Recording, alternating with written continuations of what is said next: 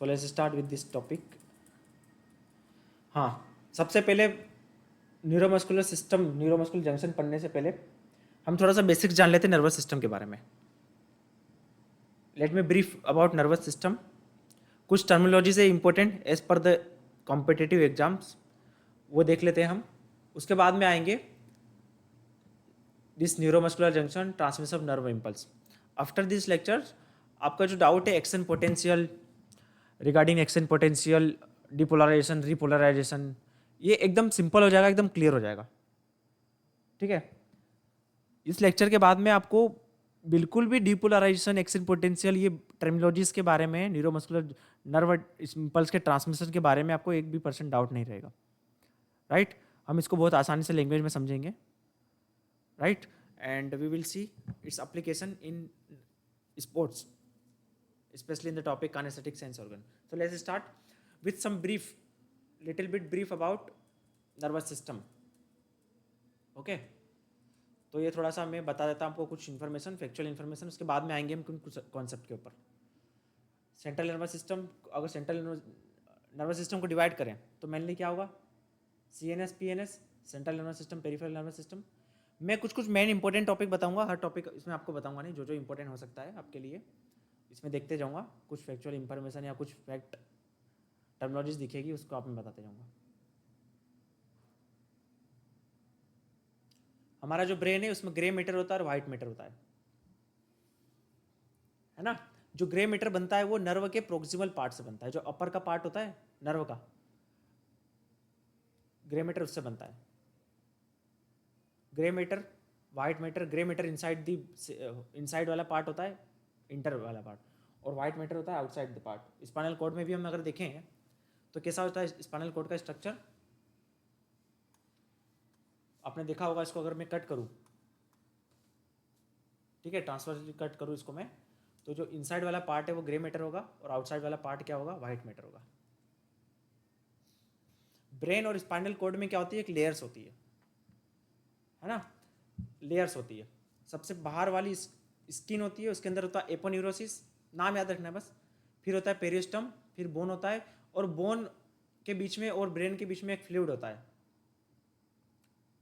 Bone के बाद में ड्यूरा मैटर होता है ना। ये जो स्पेस है इसके बीच में क्या होता है, ये जो मैं इसको अगर ड्यूरा मैटर को ओपन करूँ, जूम इन करूँ, तो यहाँ पे होगा सेरेब्रो स्पाइनल फ्लूइड, है ना।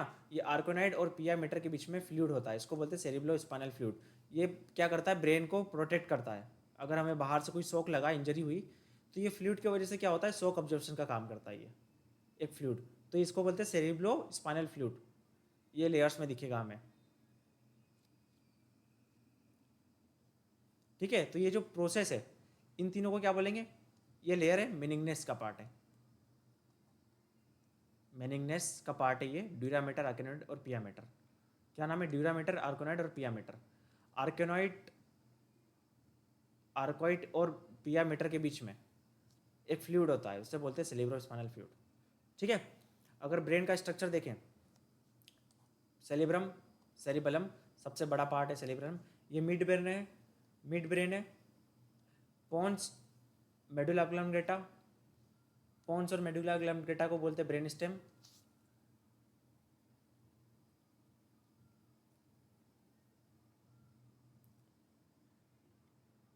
देखो ये थोड़ा सा मैं फास्ट इसको पढ़ा रहा हूँ क्योंकि ये डायरेक्टली रिलेटेड टॉपिक नहीं है, just additional information before proceeding to the topic. तो ये पेरिफेरल नर्वस सिस्टम आपको मैंने बताया था, जो सराउंडिंग का नर्वस सिस्टम है। सेंट्रल नर्वस सिस्टम को छोड़ दे तो जो नर्व्स है, जो इफरेंट और एफरेंट आर्टरीज है, ओ सॉरी नर्व्स है ना, जो क्या करती है, कैरी करती है इम्पल्स को ब्रेन से, इम्पल्स को कैरी करती है टारगेट ऑर्गन तक, या सेंस ऑर्गन से इंफॉर्मेशन को कैरी करती है ब्रेन तक। जैसे हमने पेरिफेरल ब्लड वेसल्स देखी थी, ऐसे ही पेरिफेरल जो आउटर रीजन में जो नर्व्स का नेटवर्क है उसको बोलते हैं पेरिफेरल नर्वस सिस्टम। इसमें दो नर्व है, somatic nervous system, autonomic nervous system. Autonomic nervous system में जैसे हमने क्या देखा, सिंपैथेटिक नर्वस सिस्टम और पैरासिम्पैथेटिक नर्वस सिस्टम आता। ऑटोनॉमिक नर्वस सिस्टम मतलब क्या होता है, ये ऑटोमेटिकली अपने आप काम करता है विदाउट आवर कंट्रोल, राइट। और सोमेटिक नर्वस सिस्टम में क्या देखा था हमने कि जो भी नर्वल सप्लाई है हमारे स्केलेटल मसल्स की तरफ, हम जो भी मस्कुलर कंट्रैक्शन करते हैं वो सोमेटिक नर्वस सिस्टम का पार्ट है। क्लियर है सबको यहाँ तक? ये बेसिक्स हम थोड़ा सा पढ़ रहे हैं। तो सोमेटिक नर्वस सिस्टम, जो भी नर्व इम्पल्स कैरी होते हैं, जो वॉलेंट्री नर्व इम्पल्स, जाहिर सी बात है वॉलेंट्री मतलब स्केलेटल मसल्स की तरफ आएगा, जैसे जो भी हम मूवमेंट कर रहे हैं बाइसेप्स कर, उसका इम्पल्स आएगा सोमेटिक नर्वस सिस्टम में। मूवमेंट न्यूरॉन की अगर हम बात करें तो फंक्शनल और स्ट्रक्चरल यूनिट है हमारे नर्व्स का। Neuron structure and function unit है। इसके पार्ट की अगर हम बात करें तो क्या होता है, एक्सॉन, डेंड्राइट, है ना। ये जो पार्ट है डेंड्राइट स्ट्रक्चर देख सकते हैं आप न्यूरॉन का, ये एक्सॉन है मिडिल वाला, इसके ऊपर लेयर होती है माइलिन शीथ की, है ना। और ये जो डेंड्राइट्स है जो क्या करते हैं, नर्व इम्पल्स को रिसीव करते हैं, आगे तक पहुंचाते हैं। माइलिन शीथ की लिपिड मतलब लिपिड से बनी हुई लेयर होती है, इससे क्या होता है नर्व इम्पल्स फास्ट कैरी करता है। जो नर्व इम्पल्स में माइलिन शीथ होता है उसका जो नर्व का ट्रांसमिशन क्या होता है, फास्ट होता है, उसे हम क्या बोलते हैं, सॉल्टेटरी कंडक्शन।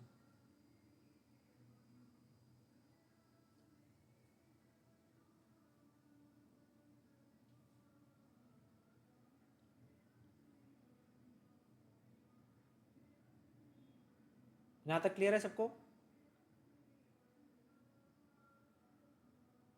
है ना। अब जैसे हमारी मसल सेल्स में, नॉर्मल से सेल्स में क्या होता है, साइटोप्लाज्म होता है। तो नर्व में जो लिक्विड होता है, जो मैट्रिक्स होता है, उसको हम बोलते हैं एक्सोप्लाज्म। हमने क्या बोला था, मसल्स में क्या बोला था, सार्कोप्लाज्म, और नॉर्मल सेल्स में क्या बोलते हैं हम, साइटोप्लाज्म। वैसे ही नर्व्स का जो मैट्रिक्स है, जो फ्लूइड है, साइटोप्लाज्म, जो न्यूरॉन में जो साइटोप्लाज्म है उससे बोलते हैं एक्सोप्लाज्म, और जो लेयर को बोलते हैं एक्सोलेमा। लेयर को क्या बोलेंगे हम, एक्सोलेमा। जैसे हमने कल मसल्स में पढ़ा था एंडोमाइसियम, पेरीमाइसियम, एपीमाइसियम, वैसे ही सेम सेम यहाँ पे भी क्या है, एंडोन्यूरियम, पेरीन्यूरियम और epineurium. Individual muscles, individual nerve को, एक सिंगल नर्व को जो कवर करके रखता है उसको बोलते हैं एंडोन्यूरियम, सबसे इनर मोस्ट। ठीक है। फिर उसके बाद में group of, bundle of neuron को जो कवर करके रखता है ना। फर्दर अगर हम देखें पेरिन्यूरियम, उसके बाद में आएगा लास्ट सबसे आउटर मोस्ट एपिन्यूरियम, राइट। जैसे नर्वस सिस्टम में होता है सेम वैसे ही, देखो यहाँ पे स्ट्रक्चर देख लो। सबसे इनर मोस्ट, ये रेड वाला क्या है, सपोज नर्व फाइबर है, वेट कर रहा हूँ मैं, दिखा रहा हूँ, ये देखो दिख रहा है स्ट्रक्चर, अब दिख रहा है। जो रेड वाला क्या है वो नर्व फाइबर है ना। अब ये नर्व फाइबर जो दिख रहा है आपको, राइट, इसके ऊपर जो लेयर है नर्व फाइबर, सबसे पहले क्या आएगा, न्यूरोलेमा, फिर उसके बाद कनेक्टिव शीथ आएगी, एंडो, क्या आएगा, एंडो न्यूरियम। फिर ऐसे बहुत सारे एंडोन्यूरियम कवर होते हैं, और यहाँ पे आपको दिख रहा है रेड अंदर का जो छोटा सर्कल है वो क्या है, पेरिन्यूरियम। और उसके बाद क्या है, पेरिन्यूरियम के बाद क्या है, एपिन्यूरियम, सबसे आउटर मोस्ट, एंडो, पेरी और एपिन्यूरियम। ठीक है। माइलिन शीथ क्या होता है, माइलिन शीथ जो कवर करके रखता है, वाइट कवर। इसकी वजह से क्या होता है, नर्व का क्या होता है, कलर क्या होता है, वाइट होता है ना। माइलिन शीथ की वजह से क्या होता है, नर्व इंपल्स बहुत तेजी से फास्ट कैरी करते हैं, नर्व फाइबर बहुत तेजी से इंपल्स क्या होता है, फॉरवर्ड होता है, उसको बोलते हैं saltatory conduction. Myelin sheath lipoprotein की शीथ है। समझ में आ रहा है यहाँ पे सबको, अन्नू, खुशबू, भूपेंद्र, कोई दिक्कत तो नहीं। मैं तेजी से पढ़ा रहा हूँ, ये बेसिक्स इन्फॉर्मेशन है इसलिए, ये टॉपिक से डायरेक्टली रिलेटेड नहीं है, बट कोई सी भी कॉम्पिटेटिव एग्जाम हो उसमें आ सकता है, ये सब चीज़ें आती है ना। तो वाइट कलर का जो नर्व है, अब ये किससे बनी हुई होती है? स्वान सेल से बनी होती है ना। वहाँ पे आप लोकेशन देखोगे तो स्वान सेल रहेगी और यहाँ पे यहीं पे आपको क्या दिखेगा? माइलिन शीथ रहेगी। तो ये जो मेच्योर हो जाती है स्वान सेल्स वो माइलिन शीथ में बन जाती है। तो ये किससे बनती है? स्वान सेल से बनती है। इसका फंक्शन क्या है? इंसुलेटर, माइलिन शीथ का फंक्शन क्या है?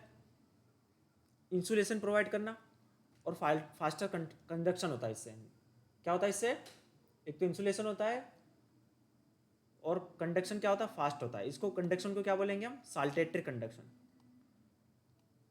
है ना। जिसमें जो नर्व में माइलिन शीथ होता है वो नर्व क्या होता है, उसमें क्या होता है? बहुत फास्ट इंपल्स का ट्रांसफर होता है और उसको बोलते हैं साल्टेटरी कंडक्शन। अब जैसे सेल के पास, सेल के अराउंड में, सेल के अराउंड में क्या होता है? सेल है, सेल के अंदर ऑर्गेनेल्स होते हैं, साइटोप्लाज्म होता है, माइटोकॉन्ड्रिया होता है, सारी चीज़ें होती हैं। तो जो सेल की कवरिंग को हम क्या बोलते हैं? प्लाज्मा मेम्ब्रेन, है ना। तो यहाँ पे एक कवरिंग है, न्यूरॉन के ऊपर एक कवरिंग है, उसको बोलते हैं न्यूरोलेमा। उसको न्यूरोलेमा सेल भी बोलते हैं और शीथ ऑफ स्वान सेल्स भी बोलते हैं। जो भी न्यूरॉन है उसके ऊपर जो कवरिंग है उसको बोलते हैं न्यूरोलेमा। इसके अंदर क्या होते हैं? स्वान सेल्स कंटेन होते हैं, है ना। न्यूरोलेमा हर सेल्स में होगा। न्यूरोलेमा माइलिनेटेड में भी होगा, नॉन माइलिनेटेड में भी होगा। माइलिनेटेड में एडिशनल लिपिड की लेयर आ जाती है, समझ रहे हो। न्यूरोलेमा तो हर सेल्स में होगा क्योंकि सेल्स की कवरिंग तो होती है ना। ओपन तो सेल होगा नहीं, सेल डिफाइन कैसे करेगा एक सेल से दूसरे डिफाइन में? तो कवरिंग होगी, उसके ऊपर होता है माइलिन शीथ। तो न्यूरोलेमा सेल की कवरिंग होती है जिसमें सेल्स होते हैं, इसके अंदर स्वान सेल्स होते हैं, है ना। और एक चीज़ का ध्यान रखना, ये सीएनएस में प्रेजेंट नहीं रहता। न्यूरोट्रॉपिक फैक्टर्स, न्यूरोट्रॉपिक फैक्टर्स क्या होते हैं? जो प्रोटीन के सब्सटेंस होते हैं, जो नर्वस सिस्टम के नर्व्स की जो फंक्शनिंग है, ग्रोथ और उसके लिए इंपॉर्टेंट होता है। जैसे ब्रेन डिराइव न्यूरोट्रॉपिक फैक्टर, है ना। जब हम एक्सरसाइज करते हैं तो BDNF का लेवल बढ़ जाता है। तो ये क्या करते हैं? मेंटेनेंस के लिए, रिपेयर के लिए, मेंटेनेंस के लिए नर्वस सिस्टम के, है ना, इसके लिए काम करते हैं ये। इसके ज़्यादा डिटेल पढ़ने की जरूरत नहीं आपको। इसको बोलते हैं न्यूरोट्रॉपिक फैक्टर्स।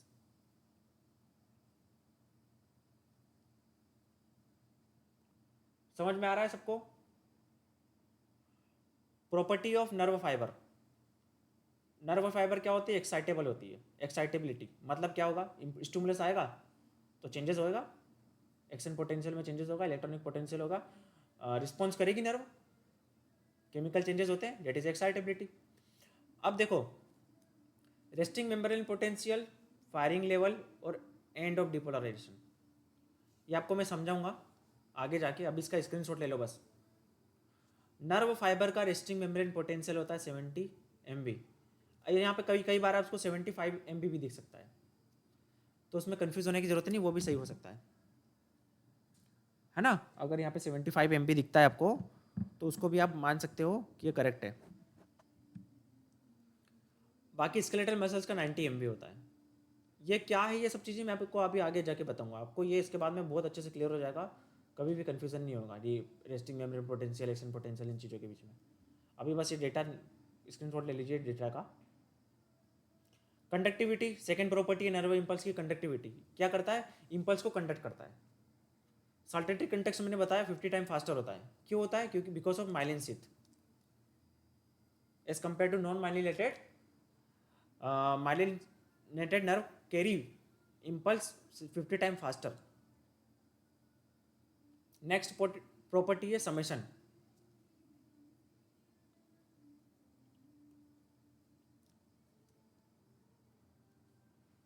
क्या होता है समेशन? अगर हमारा स्टिमुलस वीक है तो क्या होगा? कोई रिस्पॉन्स नहीं होगा। पर अगर हम वो स्टिमुलस को अगर हम 2-3 बार देते जाएंगे तो रिस्पॉन्स क्रिएट होगा, एक्यूमुलेटिव रिस्पॉन्स जनरेट होगा। समेशन मतलब क्या होता है? सम अप करना ना। तो हमने क्या करा?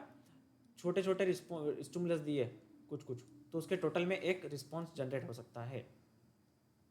अगर उसकी टाइमिंग कम रही, विद इन 0.5 सेकेंड के अंदर हमने छोटे छोटे इम्पल्स अगर दिए तो उसके लिए रिस्पॉन्स जनरेट हो सकता है। एक सिंगल स्टिमुलस से रिस्पॉन्स नहीं आएगा। प्रेजेंटेशन रुक गया क्या? Screen 1 minute.